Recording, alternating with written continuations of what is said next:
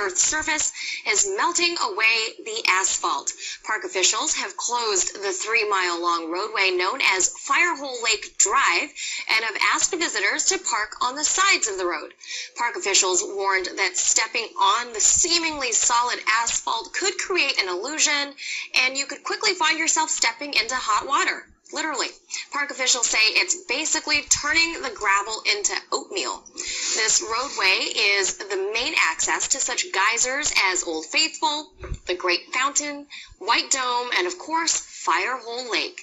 Maintenance teams will now remove the melted asphalt from the roadway and apply sand and lime to absorb the rest. And they hope to have that road open again by next week. Joining us now is Derek Pitts. He's the Chief Astronomer and Planetarium Programs Director at the Franklin Institute Science Museum in Philadelphia. Good morning, Derek. Good morning. So you're here to scare us. Absolutely. It's 2.5 times the size of what we thought. Yes. How significant is that? Well, it's really significant because the magma chamber below Yellowstone, it measures about 55 miles wide, 20 miles in length, and it's 6 miles below the surface.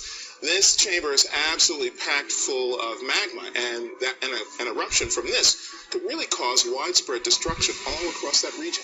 As if that was not scary enough, some of the experts now are saying they have no idea when this eruption could take place. Yeah, there are plenty of earthquakes that happen out there, as you said a little bit earlier, but those earthquakes are indicative of the activity that's going on below ground. Some of it may be caused by water intrusion and other things like that, but the fact of the matter is that there were 3 eruptions of this region before. There's definitely going to be another one in the future. Scientists just can't tell when. When you say future, though, the reality is this could be real, like 40,000 years future. Is that right? Yeah, it really could be. We have no idea, though, but there will always be adjusting earthquakes in that region, so that region will remain seismically active. It will also be volcanically active. There will be small volcanic eruptions in that region. It's just the big one that people really have to be concerned about. And if we can get the science a little bit more refined, we'll have a better idea of when we might have some ballpark idea of when to expect something might happen. Okay, so now you're starting to comfort me a little bit, because I was going to ask you here, I was going to say, are we going to get any warning, like maybe a century or so, that this thing's coming? The really cool thing about how science is working in seismology and volcanology these days is that scientists can really model the area well, because there are seismic detectors, 40 of them, all around the region, measuring in different ways, and essentially taking an X-ray, if you will, of the ground below, so that they can figure out what's going on better and have a better way to get a grip on how to say when something could possibly be coming.